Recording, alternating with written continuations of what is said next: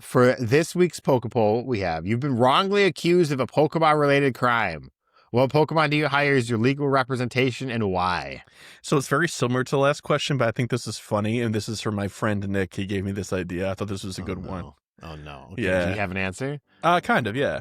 I do, too. It's a terrible answer. I will probably get convicted of the crime. Me too. Oh, 100%. I'm going to jail. I'm going to jail. You're tuned into the GOCast podcast, your one-stop shop for updates, news, tips, and community in the world of Pokemon Go.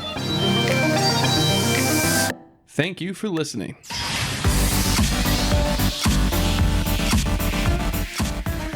It's time to take Pokemon Go to the next level. And your trainer, too. Let's go wild to prepare for the upcoming Wild Area events. And more on this episode of GOCast.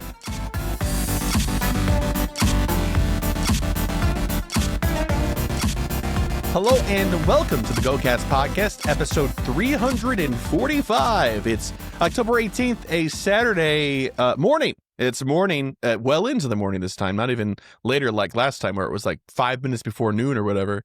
I'm your host, Chris, and as always, I'm joined by my co-host, Kyle. Hiya. Hey, Kyle, how you doing today? I'm tired. You're tired? Yeah. It's because the sun hasn't even come up yet. It's really rainy outside. Yeah, so. I would up like 45 minutes ago. So. Oh, did you? Was that what I texted you? It was like, hey, do you want to record now? And you're like, no. I had woke up like 45 seconds before that. Oh, really? Amazing. Yeah. Amazing. Okay. Well, at least you're rested. That's a good thing. We love that. Sure. Yeah. Burning the midnight oil, man. All right. So we're here to talk about Pokemon Go. This is a sort of a strange week in Go. It's both really big and also not notable at the same time. It feels like a strange, very slump in the news schedule. Because there's a lot of stuff happening in game that's exciting, and stuff that's to be discussed is I don't know. It just doesn't seem as major, but I guess we'll see how it shakes out when we're talking about it a little bit here. But just a couple heads up here. Actually, just one big heads up for our recording schedule. So next week I'm going to be on a work trip for most of the week. For 5 or 6 days I'll be gone. So Kyle and I discussed this ahead of time, and we have a couple of options that might happen, maybe, but more than likely we are going to be not recording next week simply because I can't make it happen. So if Kyle has time, he might do something, but there's no promises. He's a busy man, so we will see. But if not, then we'll be back the following week after that. So gosh, we're recording on the 18th. If we don't do anything next week, we would then be recording at the earliest either the 28th or the 30th, which is a Tuesday or a Thursday. Maybe you should set bigger goals then. I did. I said 100. I'm setting 100 eggs as a goal for this upcoming week. So. Okay. Yeah, and I haven't been hitting my 50 for each week, so that is actually something. So yeah, just heads up, if we don't have an episode out next week, that's because we couldn't make it happen. But maybe. Maybe. And I'm not sure what the deal is with PvP Corner yet. I let them know, and they haven't said whether or not they're going to do one or not, because publishing is rough when I'm working, but we'll see. Anyway, heads up over. That's it. We still have this episode here today to do. And we have goals from last episode to discuss, which I'm actually kind of excited about. So we set some goals ahead of the Harvest Festival being finito and Solosis Community Day happening. So yeah. Kyle set 3 goals. His first was a shiny Smoliv. Did not get to do that. I did try. Didn't happen. I got another shiny. What was it? Tympole. Oh. All right. Sure. I was like, hey, okay. I didn't have it. We'll take it. So. That's good. Tympole's good. Hasn't had a community day, right? So that's good. Yes. That's great. 400,000 experience. Let me just confirm. I did do that. Yep. Wow. Okay. Good for you. And then at least 1 shiny Solosis. I did get 1 shiny Solosis. I opened my game at 3:00. I checked the 10 spawns around me, and 1 of them was shiny. It was very nice. Very nice. 2 out of 3. Well done. That's Smoliv, though. That's a bummer. There'll be another chance. There will absolutely be another chance. I think Small Love will be a community day at some point in time. Oh, 100%. 100%. For myself, I set 4 goals. I wanted to get a Diplin. I did. It was rough. I wanted to get a Hydrapple. I did. It was less rough, but still took some effort. I wanted to catch 10 shiny Solosis. I did. That was fun, kind of. I actually caught like 6 and then called it quits. And then on the way home, I caught 4 more off my plus because that's the way it is. Nice. Speaking of my plus, not to interrupt my goals, but to interrupt my goals. My poor little plus here went through the wash this week. It finally happened last week. It finally happened to me, and it was making all sorts of weird sounds and all sorts of weird lighting patterns. And I was like, oh no, R.I.P. Time to hold a service for my poor plus. And I let it sit for a few days, lose its charge, dry out, and stuff like that. And it's kind of back to 100%. The one thing it won't do now is if I tap the connect button in game, it won't automatically turn my ball on. I have to hit the button now each time. Oh, weird thing. Really weird that's thing. So weird. Very specific. It's essentially functioning identically to how the old pluses worked then, more or less. So a little bit, yes. You don't have to hit the confirmation on your screen, though. Yeah, that's true. That's very, very true. All right, so there's that. And then lastly was 50 eggs. I don't think I did it, honestly. I'm almost positive I did not. Let me just double check my screenshot here because that's what we do here. Yeah, 24 on Monday. Not good. So we'll see. I'm going to be at this conference this upcoming week, which is why I'm setting a higher goal. We'll get there eventually at the end of the episode. Should be lots of walking, so that's great. So 3 out of 4, excellent. We love that for just me. All right, we have some news. So we're going to hop into that without further ado. Yo, what up? It's the news. Okay, first and foremost is something that you should be aware of. If you're not, you probably haven't opened up your game. Pokemon GO's new leveling journey. It actually hit. We got some more details, hours before this went live. They decided to tell us what was actually going to happen and the new numbers and stuff like that. So trainers were excited to share more details about the new leveling journey update releasing on Wednesday, October 15th, which is obviously in the past now. Get ready for a fun and engaging leveling experience with new rewards, new cosmetics, the new daily adventure egg, and more. Let's go. The adventure egg, by the way, nice little surprise. Or so I thought. I mean, okay. It is. It's nice. It's cute. Yeah. I'm happy it doesn't take up. We'll get there. Trainer cap level increased to 80. It's gone from 50 to 80. Yahoo! There's new level of progression, increased storage capacity rewards for it too, and items, gifts, and postcards. Yada yada. Log in daily for the new daily adventure egg. Starting at level 15, trainers will get a free daily adventure egg to hatch a Pokemon and earn 10,000 experience. When a trainer logs in for to Pokemon GO for the first time in a new day, the daily adventure egg will automatically be placed into its own incubator. You can only hold 1 daily adventure egg at a time. It will hatch after 1 kilometer, and it will not count towards the trainer's current egg storage, which is great. Really, really good. So let's pause because this is a big announcement, so we'll have to take this piece by piece here. Let's talk about the daily adventure egg for a second. It's great. In concept, in theory, spectacular. New egg, automatically in an incubator, only 1 kilometer. You can only hold 1. It doesn't take up an egg slot normally, right? Perfect. The problem that I have with it is the spawn pool is comprised exclusively of starter Pokemon. Only starter Pokemon. All starter Pokemon. All starter Pokemon. So I guess I shouldn't look to give horse in the mouth, considering this is an extra egg hatch for essentially no extra work whatsoever, because I'm already doing the kilometer at the very least a day. But I was a little disappointed on the egg pool. I mean, I don't want to bite the hand that feeds. I mean, this is objectively a positive. There's no real downside, but if I had to be picky, a more seasonal based spawn pool or egg pool with a few more fun things in it would have been ideal. I don't know. Kyle, what do you think? So, I mean, I agree. The pool feels kind of like garbage, Yeah. but again, as we will get to for the rest of this article here, it's not for us. No, That's it's not. the real takeaway. I think that having the chance of hatching any of the starter Pokemons for a lot of the player base is a nice little bonus. I think that the starters are featured way too often for this to matter for anybody who's played more than, let's say, a year. Yeah.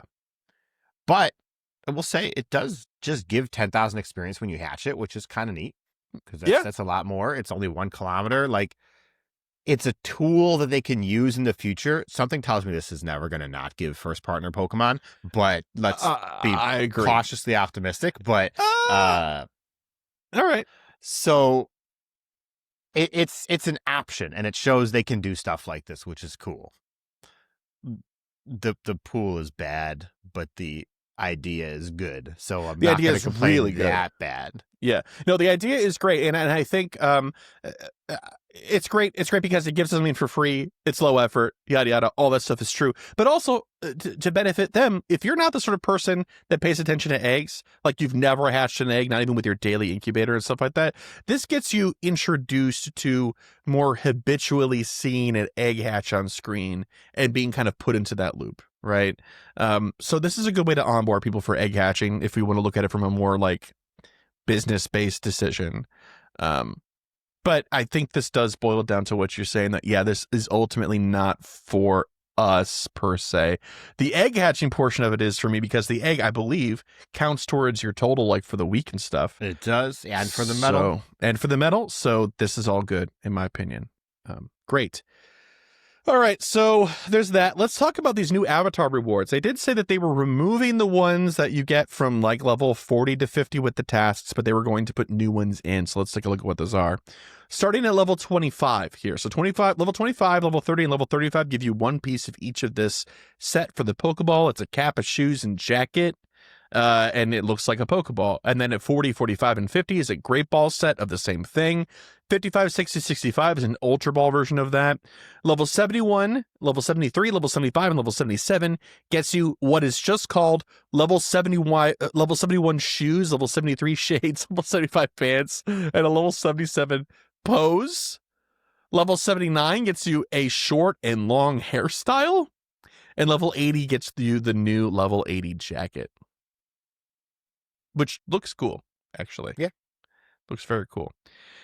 You will also, while you're leveling, earn rewards that increase your storage for Pokemon items, gifts, and postcards. Rewarding storage for leveling can enable trainers to go above existing storage capacity limits. So if you are looking to go above, if you're looking to go beyond Plus Ultra, you can buy the current cap and then level up, and then you'll have all of those past the limit. That's a dystopian type of thing to say a little bit. This coming out has made me realize just how low the average Pokemon Go player's inventory probably is. Oh yeah. So I know we're outliers, and I know people in our community are outliers. But man, seeing like the complaints on Reddit, I was like, holy, how do you play this game? They're like, I have 1,200 inventory storage, and now I can never spin a stop again. Yeah. I think it was somebody in our server, I think it was Bulbasaur, right, was posting a picture of their storage, and they had, and I'm being hyperbolic here, but it was like 10 slots in their storage, and then they had like, they got all the stuff from the leveling up, and they were at like, 500 things. And like, I have to pare this down. I could never. I could never do that. No, like my solution has always been buy more storage or wait until my Great Balls are really out of control and then just delete all of them at once. Like, I mean, but I did finally reach a point where I'm like, all right, this is enough that it can be easily managed. Mm-hmm. For me, that point was 6,800. Yes. Which if I had like, let's say 2,000 item storage, I would not be able to cope. No. With this game. No, absolutely not. No. Like, absolutely not. I could survive on 2,000 Pokemon storage before I survived on 2,000 item storage. Yeah. This is all to say, by the way, that people out there that are not maximizing their storage and are managing all the time are simply better at this game than we are. They are stronger people than we are. Yes. 100%. Yes, they're stronger No shade. willed. No, opposite of that. Just nothing but respect and love for those people because they're stronger than us, right? Like Kyle said, but they're also better than us, like I was saying, because they're willing to do the work, play the game, and actually manage their inventory. Kyle and I can't be bothered.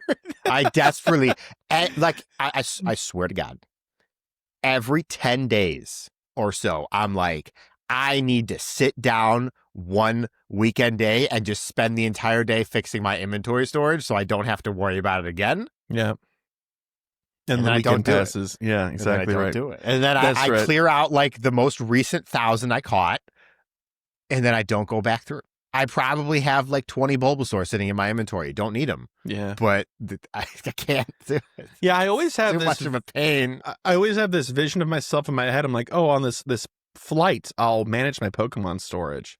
Yeah. And then I'm like, I don't want to do that. I think the biggest thing for me is I need buckets to put all of my Pokemon in so that I have a system ready to just go through it, and I can't be bothered to make those buckets. Yeah. I know the tags exist. I don't know what my tags need to be. I personally have not created those expectations, so it's so hard. It would be so much easier if we could just have like all of your favorites were able to like be on a different tab and they Mhm. weren't in the general pool. So that I could go through my inventories and another thing. I'd never have to worry about my favorites clogging it up or anything. Yeah, it would be nice. I mean, you can sort, you can type exclamation mark I favorites know. in the thingy. It's not the same for me though. Like I know it excludes them, but like to have the thought that they're somewhere else, even though it doesn't make a big difference, would be huge for me personally. Yeah, that's fair. Well, speaking of personally, let's talk about the thing that really is the sticking point here. Updates to leveling XP requirements. Now, there was a lot of hubbub about what this could have been, from us included. We had our own theories. I was like, it'd be sick if it was 500 million. And Kyle was like, maybe 300,000, right? 300 million, yeah. Yeah, 300 million. We were both wrong. So they gave us each of the every 10 levels milestone XP level requirements. Let's take a look at these. Level 10 is 48,000 total XP. Level 20 is 258,000. Level 30 is just over 1 million. Level 40 is just under 4 million. Level 50 is 12,753,000. Level 60 is like 34.3 million. Level 70 is 85.8 million. And level 80, the big one, is only a paltry 203 million. 203 million. Now, for context, perspective, all that good stuff, the original leveling cap for 50, the necessary requisite total XP that you needed was like 176 million. Correct. This is only 25 million more, really. 28, whatever. 28, It's not, or 27. It's not huge. It's not even remotely huge. They increased it by 10%. Hey, 20%, 15%. Well, like 17%. Whatever. Not good enough for me. Anyway, so this is to say that pretty much everybody and their brother is level 70 right now. Because 86 million is not a huge amount, especially if you've been playing. If you were, I believe, level, I want to say 43, you were level 70. Yeah. Maybe 44. Yeah, so there's that. Now, some people are thrilled about this. They think it's very reasonable. It makes sense. And to those people, I say, awesome. For those of us that are well beyond this number, it is a little bit of a whimper, you know? Less of a fanfare, this update, and more of a whimper. Yes, there's quite a bit of work to do with these tasks, but the XP number was something that people were rather fixated on. It is kind of, it's silly to me to look at my experience bar, and it's like 315 million out of, 86 or 88 or whatever it is that I need, for level 81 or 71 or whatever it is. It is very silly.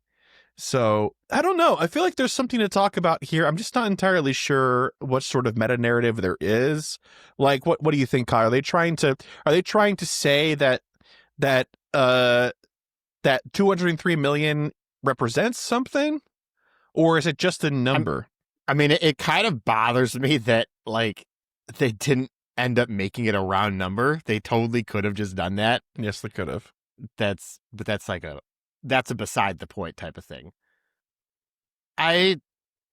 So in the grand scheme of things, even for people who were not level 50 before, what this update did was add 1 level. It effectively added level 51. You just have to go through a ton of hoops to get it.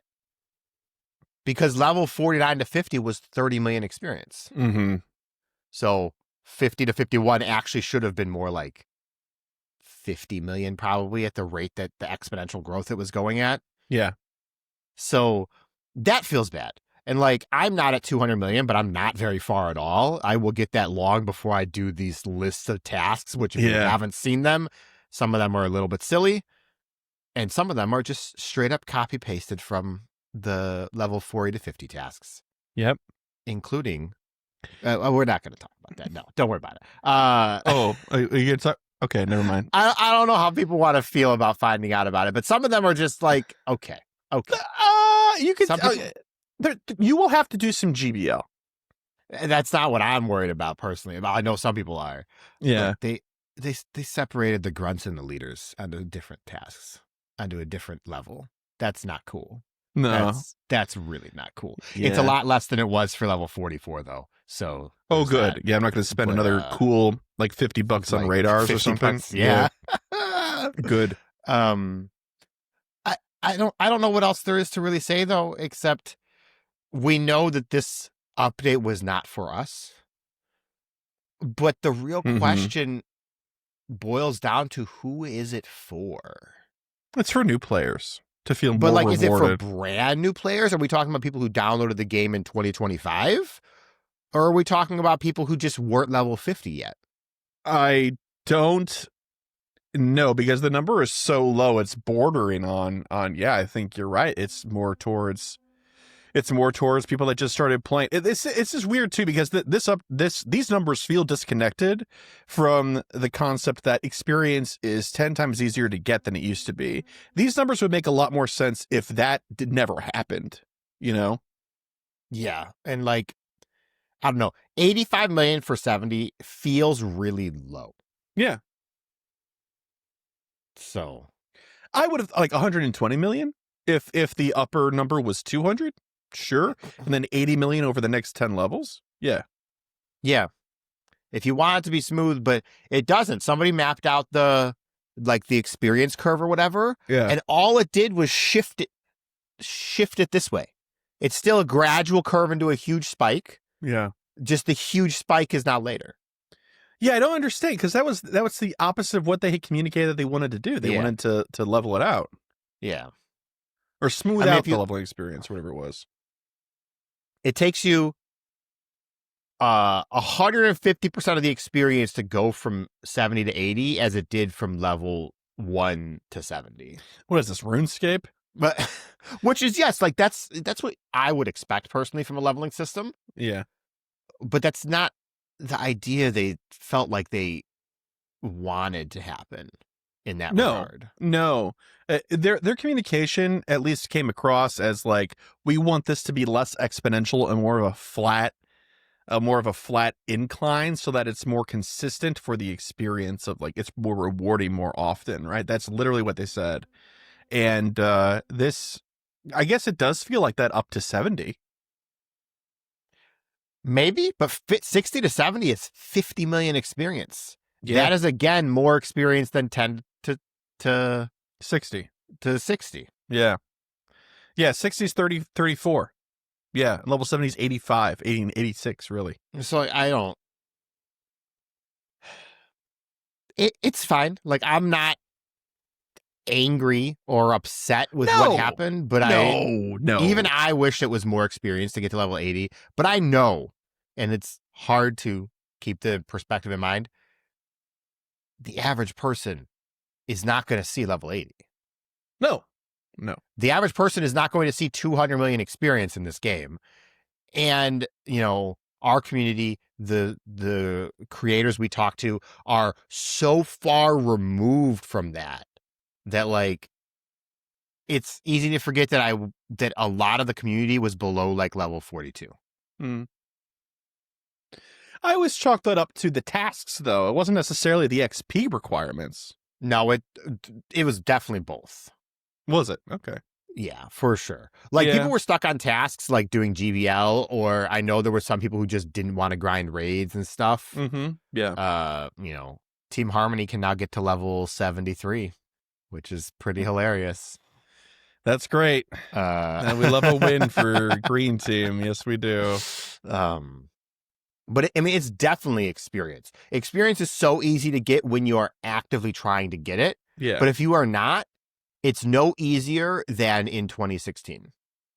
That's not necessarily true. Catching Pokemon is you're right. So Sorry. much more Since rewarding. when did they add XL Candy? 2019?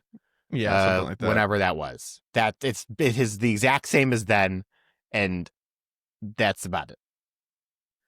But also, the average player is not landing excellent throws. They're just not. Not in the rate that you want to generate experience. On Whalmer and Ponytail they are, but yeah, I don't think they're throwing it on a Weedle. Sure. Yeah. That's fair enough. Or even an Applin, by the way, who's a lot closer than you think he is. Yeah.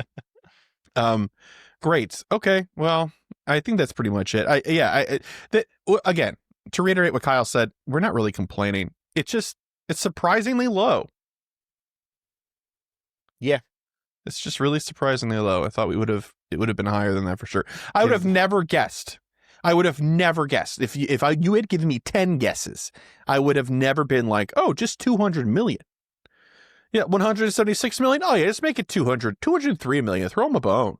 Like, no, I would have never guessed that. That's so small. That's crazy to me. It's all right. By the time you finish all 10 levels worth of tasks, you will probably be closer to 500 million. So you can't even really complain about the experience requirement anyways. Okay, here's a question. Then we can move on from this.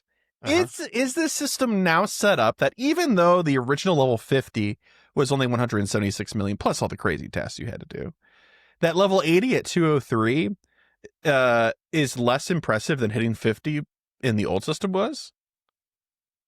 Do we still feel like hitting 50 in the old system is harder and therefore more of an achievement than hitting level 80 into the new system, or no? I would have to go look at the tasks again for level the 70 to 80 because I haven't remembered them all yet. Yeah. I want to say I think it's mostly a wash. I think the 70 to 80 tasks might be slightly more grindy, though. Not more difficult. They just are a little more time consuming. 70 to 71 requires 999 nice throws.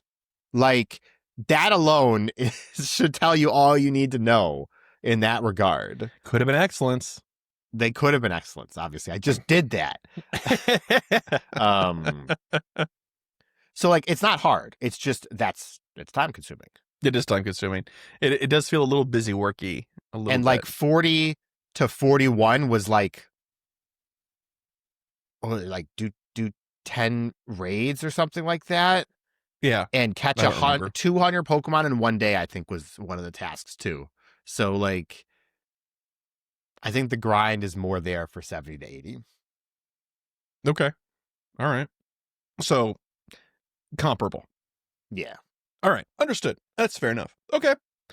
I think that's pretty much it for the leveling update. I am eager to continue working on hitting level 71. I haven't done that yet. Oh, that's a goal that I can add actually for this upcoming week. You want to set a goal to get 800 nice throws while you're busy working the weekend? Yeah. Or the whole week? Yeah. Okay. Absolutely. Level 71. There we go. I'm not that optimistic for me. But I'm also like 150 throws behind you, so. Oh, okay. But you did the other stuff. You caught the 100 in one day. Yeah, and then I did that the next day. I don't even remember what the first the third thing I was. don't remember. No, One of it them was- auto completed, so Well, maybe it was a It was medal platinum thing. medals. Platinum medals. Yeah, okay. It increases by 5 up for like the first like 5 levels, and then increases by 2 or 3. I think every level, something like that. Oh, we'll talk about those platinum medals later. Oh my god, yeah. Another- Once we another get day. there. Oh my god. Another Ugh. day. All we're gonna say now is, folks, especially if you're not like already done with platinum medals, like across the board for whatever reason, start looking at how many you have. Yes, the type medals count. You need 45 to hit level 80. So start planning out your plan of attack now. You need 50. You need 50. 50. You need 50. So make sure you're planning out which ones you want to do and grind and all that stuff now, before you find yourself lacking when it It comes. was power up a legendary around. or mythical Pokemon 20 times. Was the Oh, other that path. was easy. That was easy. I still had some level 1 like Reggies from an event. And I just finally leveled one of powered those up my Marshadow. Oh, so, nice. Okay. Yeah. You know, I'm trying not to spend dust right now, which is very hard. So anyway. Okay, let's talk about our other piece of news here, which is like a wolf in sheep's clothing a little bit here, where like it looks gigantic. But as Kyle said before we actually started recording today, it's big. There's a lot, but there's really not a lot to say. And he's right. So let's see how far that theory plans out. Trainers, something is stirring deep in the wild. Are you ready to discover what lies ahead during the Into the Wild event? Before Pokemon GO Wild Area Global kicks off around the world, take this chance to sharpen your skills and prepare for your big adventure. During this exciting week, get ready to take on challenging battles with your friends, including the return of Shadow Lugia and Shadow Ho-Oh in Shadow Raids. Bring back Apex, you cowards. Plus, Hyper Training is back with a debut of the Silver Bottle Cap, available to trainers who complete the event's Go Pass Deluxe. All right. This is going to be from Monday, November 10th at 10 a.m. to Friday, November 14th. That's my sister's birthday at 8 p.m. local time. So this is a few weeks off. This is, gosh, how many weeks away is this? 1, 2, 3. This is like three weeks, 3 whole weeks away. Wild encounters for this, they actually gave us the entire list, which is nice. Alolan Rattata, Sableye, Carvanha, Purloin, Cottony, Scraggy, Spritzy, Swirlix, Carbink, Nickit, and Fido. Nickit and Fido are the only 2 on that list that cannot be shiny. In max battles and 1-star max battles, you're seeing Ralts, and 3-star max battles, Sableye, and in 4-star max battles, Toxtricity in both its amped and low-key forms. Are those regional? Is that the deal? No, just RNG. Just RNG? Okay. Cool. Also, not Gmax. They are just max battles. Just regular max battles. Noteworthy, at least. Yes. And then in raids, they're doing the thing where they have different raids each day of the week. And then I believe they're also having a raid hour each day from 6 to 7. 5-star Shadow Raids, Monday, November 10th, Shadow Lugia and Shadow Ho-Oh. November 11th is Tapu Koko, Tapu Lele. November 12th is Duskmane Necrozma. November 13th is Tapu Bulu and Tapu Fini.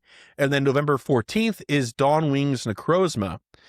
Trainers will have a chance to catch Necrozma after defeating Duskmane Necrozma or Dawnwings Necrozma, just to remind you. And I believe they're also going to have the lunar and solar energy that you need during these raids as well. So if you are lacking, now is a good opportunity to finish that up really quick. Featured attacks, the Tapus, rather, will have their featured attacks. Nature's Madness, Tapu Koko, Lele, Bulu, and Fini will also know they will all know their thing when you catch them, their special move.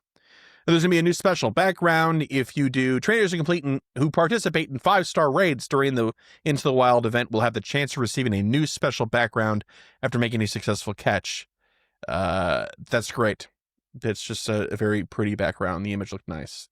Event bonuses, the remote raid limit will be increased to 30 from Monday to Friday of the week. There will be no raid limit on that Saturday or Sunday. And you can use a charge TM to help a shadow Pokemon forget the charge attack frustration. So Cool. That's great. Cool. Yeah. Failure research tasks, event themed Pokemon, other rewards, yada yada, new avatar items and stickers. There's going to be a Beware onesie and a Morgrim hairstyle, which looks very silly. The Gold Wild Area 2025 T purple and the Grim Snarl hairstyle if you get the deluxe pass. And speaking of, actually not even the pass yet, this is just the ticket. There's a ticket and a pass for this event. There's a ticket for $4.99 US.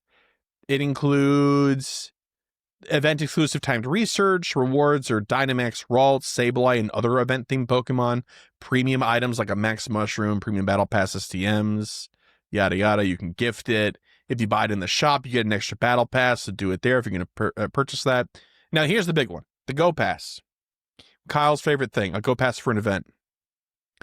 November 10th to Sunday, November 16th. The Go Pass and the Go Pass Deluxe will be available. There's the free version, or you can buy the Deluxe for US $14.99, which is steep for a pass.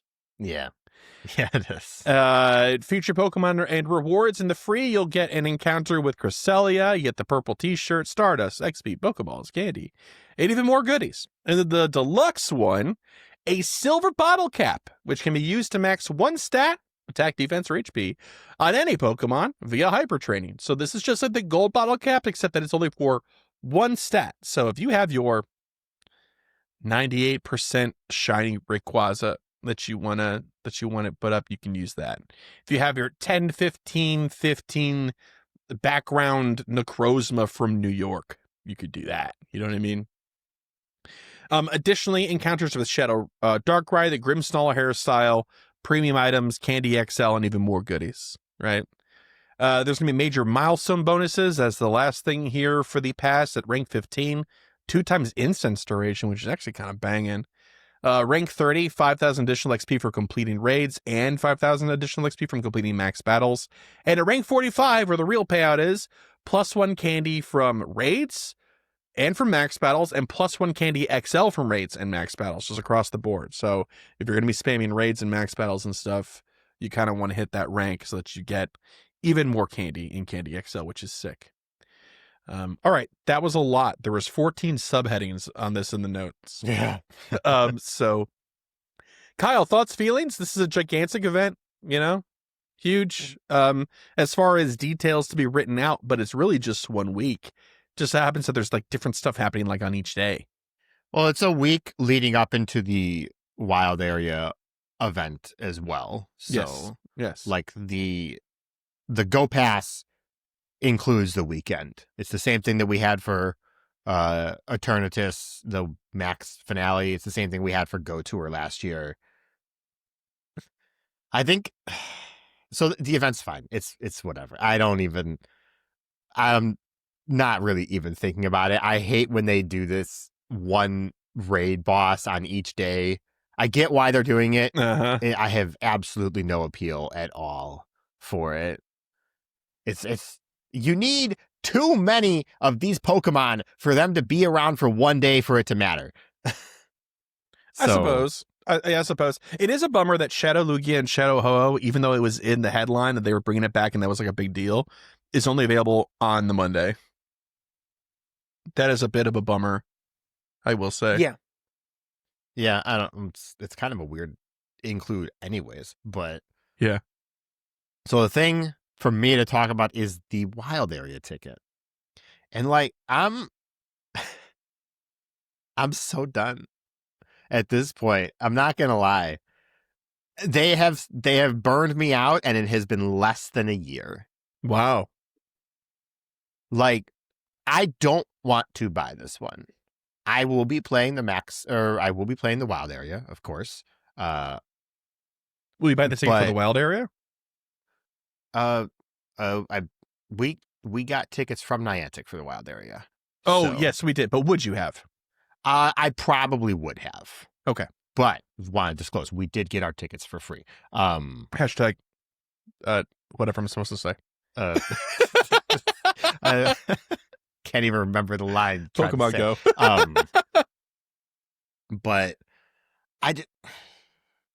look, I have nothing against the passes. I like them conceptually. There's too many. This one is coming off of the back of a seasonal one, which is only going to be out for like 3 weeks before we get the Halloween one. Mm-hmm. And then we're going to get the Go Pass into the wild like 2 weeks later. If you want to stay current, like ultra current with Pokemon Go, which up to a certain point, both of us were very much so. Mm-hmm. That's like $60 over the course of a month and 10 days. I mean, I still buy all the passes and stuff. Yeah. I just don't participate in every single minute of every single event anymore. But yeah, no, this is pushing. I'm going to do these ones, but if this starts becoming the norm, I'm not going to keep that up. I'm starting to feel that same way. Like the $15 for the pass is crazy. So, well, I'll talk about the price in just a second, but yeah. Go Pass for a season is cool. I like it. It's around for 3 months. Mm-hmm. It gives you something to slightly direct your play. You have daily missions. You have weekly missions. It's cool. It's cheap. It gives okay rewards, even if I'm not thrilled with the coins from this most recent pass, but that's neither here nor there.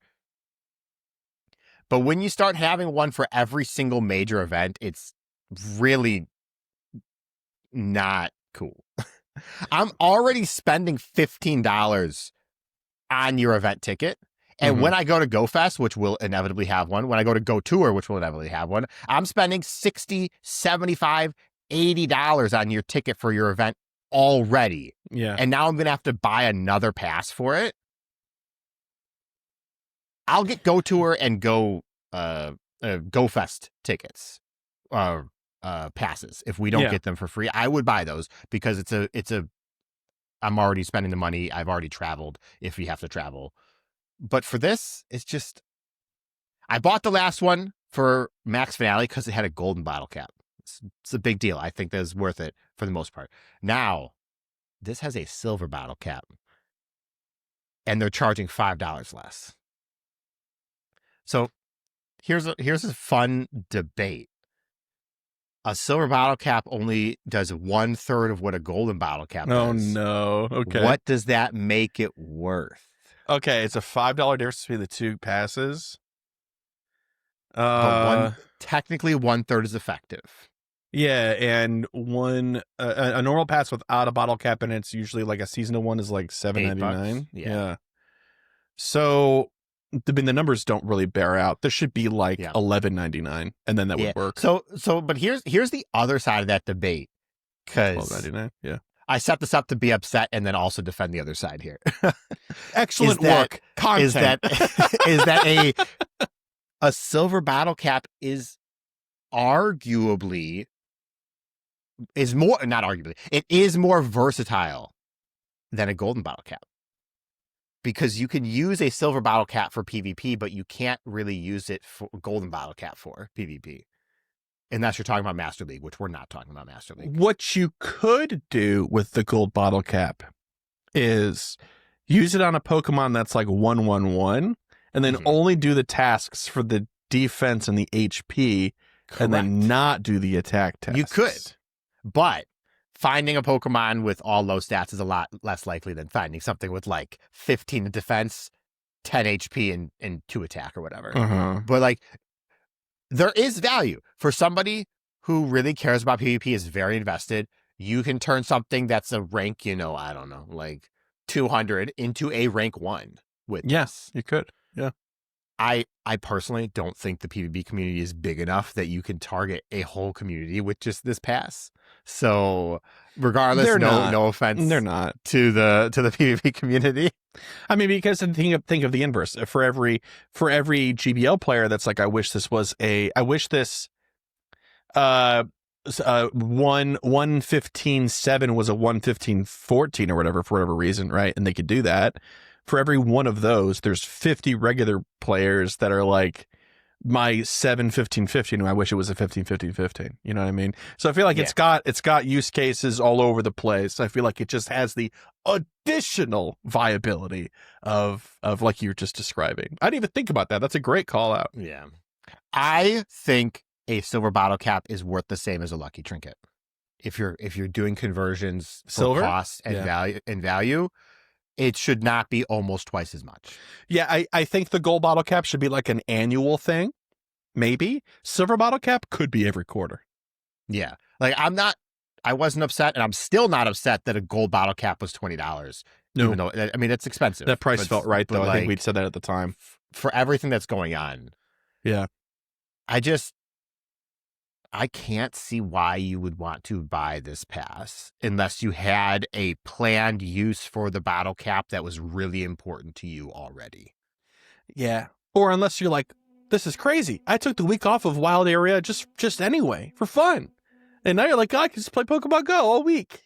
But like, you can do that without the pass. Yeah. But also there is a free version of the pass. You don't have to buy it. There is. There sure is.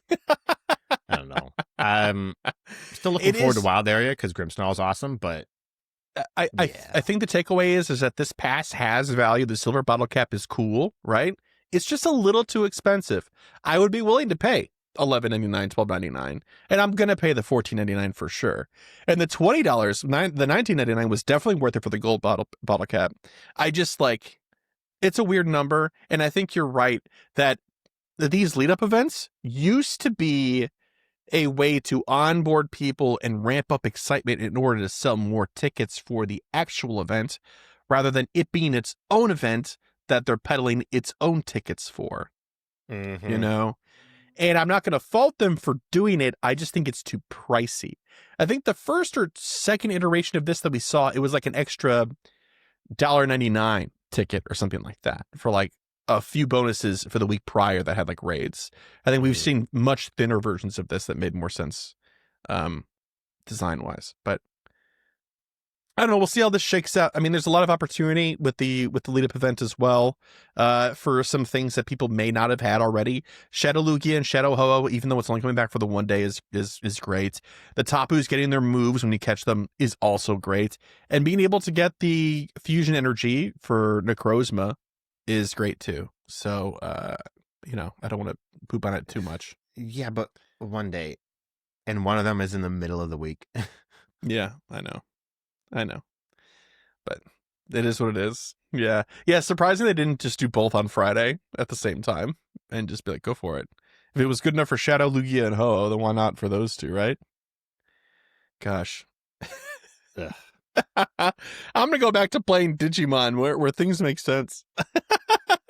Yes, the game famous for making so much sense. Yeah, very linear evolutions. Absolutely. Yeah.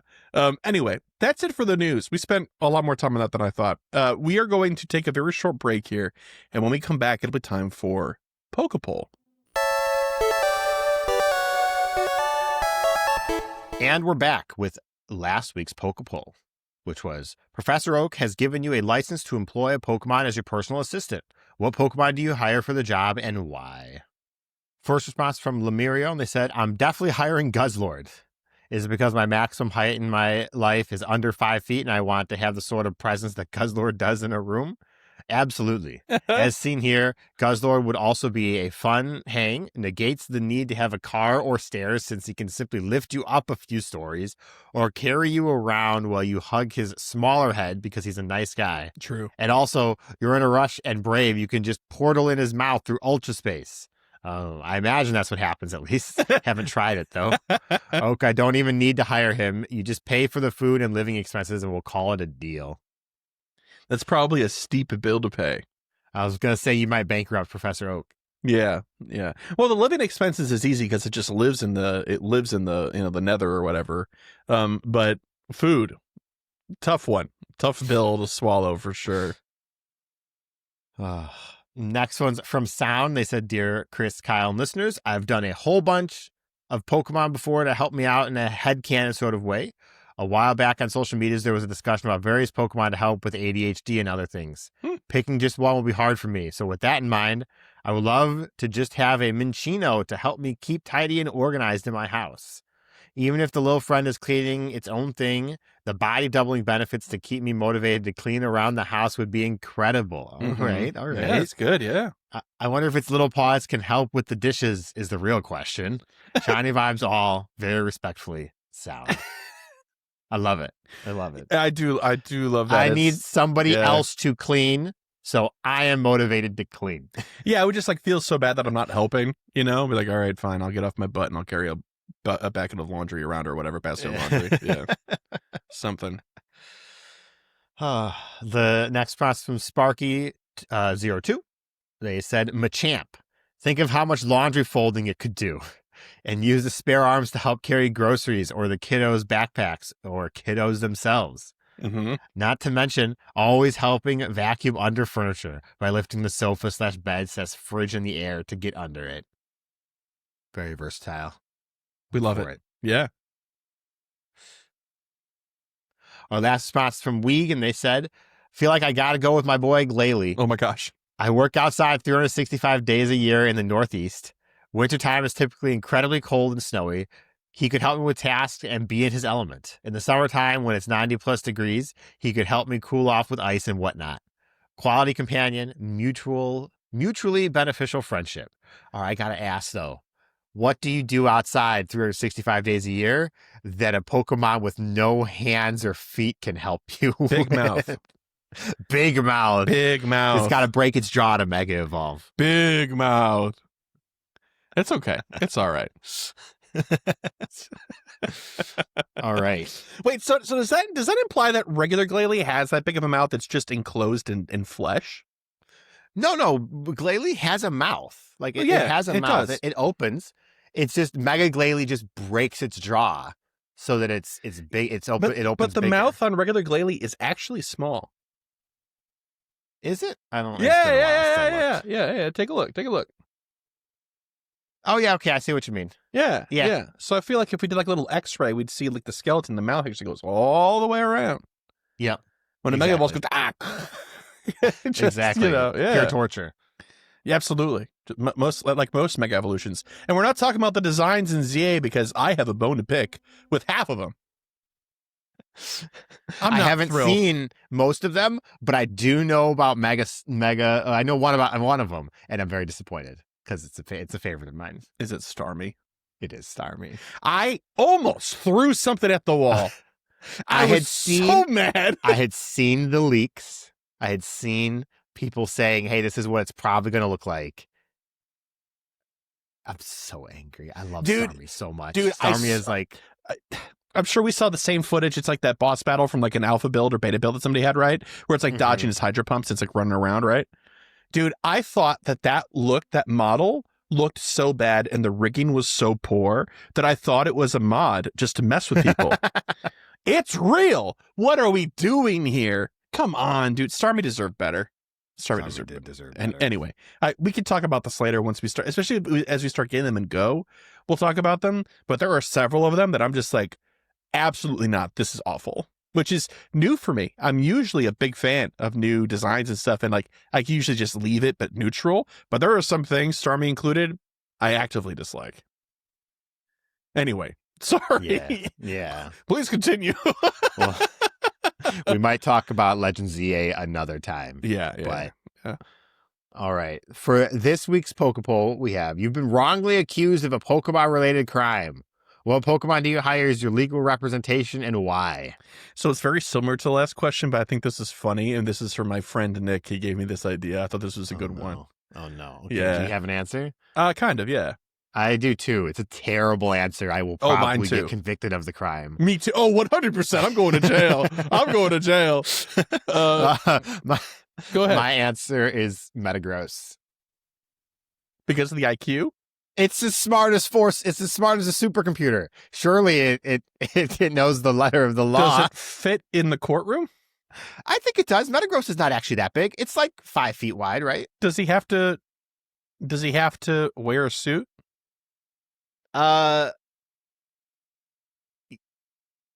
Yes. How does Metagross wear a suit? Where are the pants? Are they on all 4 legs or just the back 2?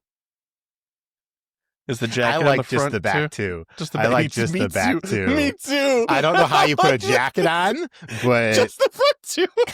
But like how? So the and the so tie it's just closed? hangs down. It's not tucked into the vest. It just hangs straight down in front of him. But yeah, Metagross is not actually that big. He's only 5 feet tall, so he can fit. He can could. fit. It's a lot of room for that tie to hang down. That's for sure.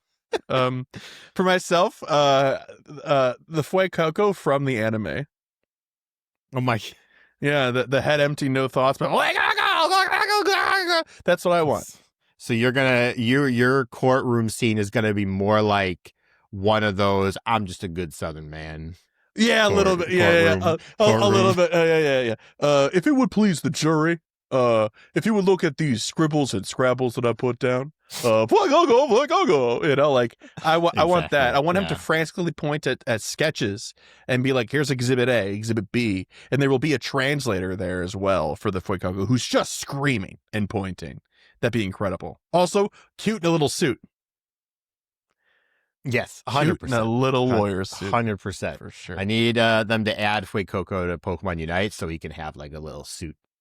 Oh, yeah. Hollowware. Absolutely. Yeah. Okay. Dear listener, if you have an answer to this week's Pokeball question, which is once again, you've been wrongfully accused of a Pokemon-related crime. What Pokemon do you hire as your legal representation and why? You can answer that question when we post it on our social feeds, which is X, Threads, and that's it. X and Threads at GOCast Podcast. If you're a patron of ours via Patreon, we have a patron exclusive Discord that has a channel for PokéPoll in it. You can put them there. We pull primarily those responses to read on the show. You can also reply to Spotify. If you're on there, leave a comment. If you're on YouTube, hello YouTube, by the way. Thank you so much for subscribing. We've had quite the windfall of subs since we hit 1,000. Thank you all for doing that. It means a lot to us. Appreciate it. Please subscribe. And then you can also send it to us the old-fashioned way via email at mail@gocastpodcast.com or call our voicemail line, which is 262-586-7717. And speaking of emails and voicemails, Mr. Kyle, we're at that point, aren't we? But what point is that again? It's time for emails. Well, that's right. And no voicemails this week. We just had this one email from Sound. Would you care to read it for us, Mr. Kyle? All right. Sound wrote, Dear Chris and Kyle, I have a fun question for you two. Think about where you grew up when you were of the trainer age, so around 10 to 15. What kinds of Pokemon would be around that physical area? Not every trainer in the Poke universe gets a starter from the professor, after all. What would have been your first Pokemon based on the environment you lived at, and would have had been reasonable to take home without your parents going, take that thing back where you found it? Some example, when I was that age, I lived in Fort Irwin, California, out in the middle of the Mojave Desert. Despite not being near anything urban, it was my favorite duty assignment my dad had in his military career. His presence was timed with rotations, and I could walk across the rocky sands to get to school alone. There were tons of scorpions, snakes, and all sorts of critters, hence my love for bugs and nature. Anyway, I picked based on that information for myself a hippopotas. They fit the ground type that is all around the Mojave, and my brother picked an onyx when I posed him the very same question, since he was in Cub Scouts and would go hiking at Mount Tyfort a lot, the equivalent of a desert mountain moon. My partner is a city boy from the south, so he picked a skitty, a rare, nice stray cat, since there are a ton of stray cats in his apartment complex at that age. Thanks to the podcast as always. They help keep me going on my fitness journey as I work out. Shiny vibes all. Respectfully, Sound.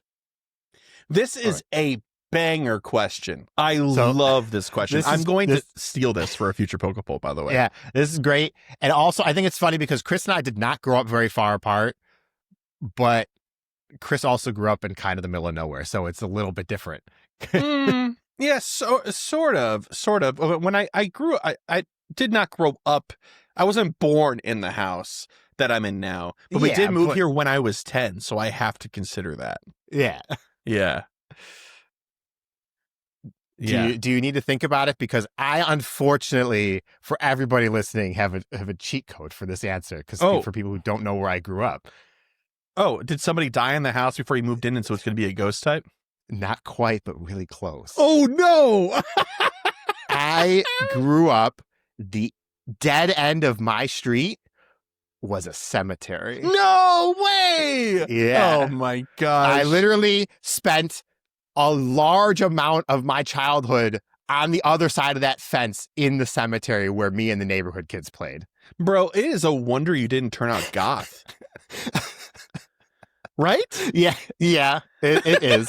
I think the afro would have worked against you, perhaps, I suppose. Then, if you go one block in the other direction, there was like a local playground with a giant field. So, like, I had a great choice of answers for this. So it definitely would have been like either a Pidgey, because my parents probably wouldn't have told me to take that home or to put that where I found, or like maybe like a Grievard.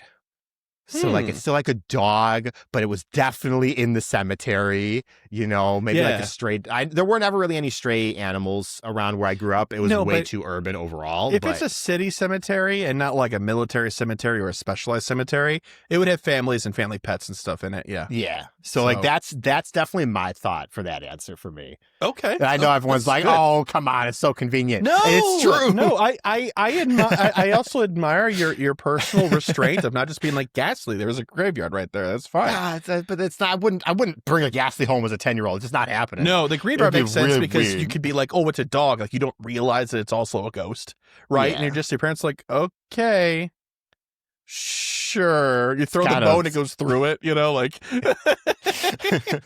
Yeah. Awesome. For myself, I was born in a suburb that was much more tightly condensed than where I am now, or rather where I grew up when we moved out as a family, and we moved into a new house when I was 10. That's in the same area that I live now. That is kind of in the middle of nowhere, right? In Woodstock. So we have a lot of the same like wildlife around here. And something that happened in the old house right before we left and we moved into the new house when I was 10 was that in the backyard, I was hanging out on the swings. We had a swing set. And I was swinging. I was hanging out upside down, hanging backwards off the swing, right, with my head upside down, just swinging, because kids would do all sorts of things on swings they shouldn't have done for their personal safety and health, like jump off and stuff at the top. Anyway, we had some like mulch in the back up against where was a fence, and I saw this upside down rabbit, because I was upside down, right, obviously. And I was like, oh my gosh. And I was like 9 or 10. So I ran inside. And I'm like, Mom, like, do we have any carrots or anything that I can go feed this rabbit? Because the rabbit's not moving away or running away or anything. She's like, yeah, sure. Knock yourself out. Thinking the rabbit would just split like instantly.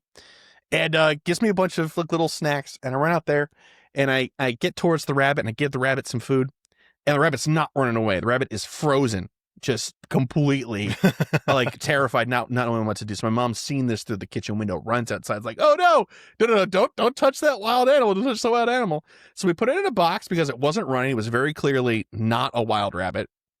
We got somebody to come by. I think we put up flyers for it. Nobody wanted it. It was clearly a domesticated rabbit. And so we renamed that rabbit Butterscotch, took it to the vet, and we kept that pet as a domesticated rabbit who was litter box trained in our family room for like 5 years. It was a long time for that rabbit because that rabbit was not young when we got him. So with that in mind, I think I'm going to say probably like a lopunny or maybe a bunnelby would have been good. Bunnelby is where it's at. I love Bunnelby. Because out here we have, even in this new house where we did have Butterscotch, even though I didn't meet him there per se, we have a lot of small mammals here. Chipmunks, squirrels, coyotes, wild turkeys, gangs of them. They're hilarious and scary. Herons, all sorts of stuff. So I'm going to go with the rabbit. I think I would have to. Right. Yeah, in honor of Butterscotch. Got to do it. Especially for anybody who knows the Midwest is very flat here. So anything from the plains is a good answer. Yes, absolutely. So there's that. Thank you, Sound, very much for a great question. I read this email and I was so excited for us to record this today just to answer this. It's a very cool one. And again, don't sue me if I steal this for a future PokéPoll because it's really good. But that brings us to the end of the show. If you, dear listener, would like to send us an email just like Sound did this week, you can by sending it to mail@gocastpodcast.com.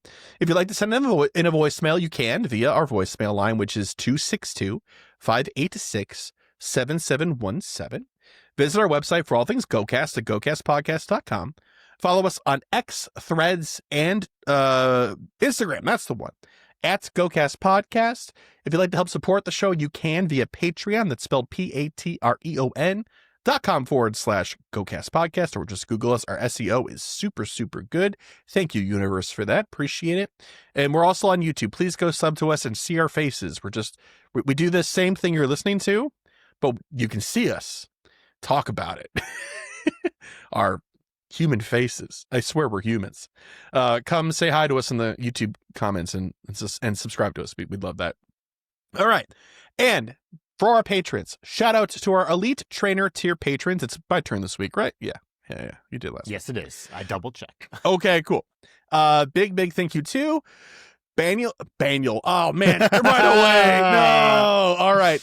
Bo, Daniel, Lori, Michael, Ozzy, Ark, and Marvin, and Mimi Swartz, or Hisui and Ryan, Thayer, Jason, Justin, Charles, Motters, Lee, William, Brandon, Ethan, Stephen, Nick, our favorite listener, Drew 2, Camo, The Ugly Rock, Jacob, Victoria, Sailor, Memorandums, Debil, Tish, Jacob, Matthew, Don, John Paul, Micah, Sean, Dave, Nasakal, Purple Opal, Nurglefon, Beta Ski, Cyprian, Don, Fear the Turtle, Chad, Everdark Raven, Louise, and Cole Misato. Thank you so much for your generous support and for helping us keep the digital lights on, amongst other things. We appreciate it. Okay. Let's set some goals, and then we're out of here, Mr. Kyle. Oh, leave reviews for us, by the way, please and thank you. Okay, great. So what are we looking at? We're looking at Mega Rayquaza Raid Day, which is happening in 2 hours from now, and Halloween Part 1 will be happening over the course of the next week and then into the week after. And maybe some Part 2, depending on if we have an episode next week or not. So, and isn't there and Halloween Pass as well? That's not really an event, but sure. Yeah. Part 1 and Part 2. Okay. All right. What are you thinking of doing? All right. 500,000 experience. I probably should set that higher, but I'm keeping that one low right now. Okay. I need to do a Mega Absol. I was looking for my platinum medals at like what holes I have, and I'm missing 3 megas that have been released, and all 3 of them are because I only did 1 mega raid and not 2. Oh. So I need Mega Absol. I need Mega Latias, and I think I need Mega Glalie. Yeah, that was on the list that you sent me. Yep. So yeah, Mega Absol is going to be in Mega Raids next week, starting for the Halloween Part 1. So Nice. I got to do that. I want to get a Poltergeist. I don't know if I'm going to do enough to evolve it or not. We'll see. And I want to do 500 nice throws. So I'm going to look for 650 out of the 999 that I need. Nice. Okay. For myself, similar in many ways and different in others. Poltergeist, a Sinistra. I'm going to try to evolve it. 100 eggs, since I'm going to be walking around that convention center for the entire week. That'll be great. 3 shinies of literally anything. And then level 71. I want to get all of my nice throws finished so that I hit level 71. And pull ahead a little bit, and then try to bang all of these things out since I have the XP requirement already. It's going to be quite a deal. I think 71 to 72 has some sort of route requirement. 7 days in a row. Oh, is 7 days in a row? In a row, Chris. Oh no. Okay, that'll be tough for me. I don't really do routes. So we'll get it. We'll get them done in your car. You're yeah, fine. it's just I work from home. Sometimes I'm not out by the places that I want to go do that in. You know. Do you not have a route like right down your street? No. Go submit one. No, because the stops that are nearby me are in the middle of private property, so you can't get to them to start it. Yeah, fair enough. I can reach them to spin it, but I can't get close enough to like start the route. Okay, get wrecked. Don't tell Niantic. Sure. All right. Okay. Anyway, that's it for the show. Thank you so much for listening all the way through, folks. We'll see you next. Well, maybe not next week, but whenever we see you next, it'll be for episode 346. Until then, shiny vibes and happy Halloween and all that good stuff. Bye-bye. Bye.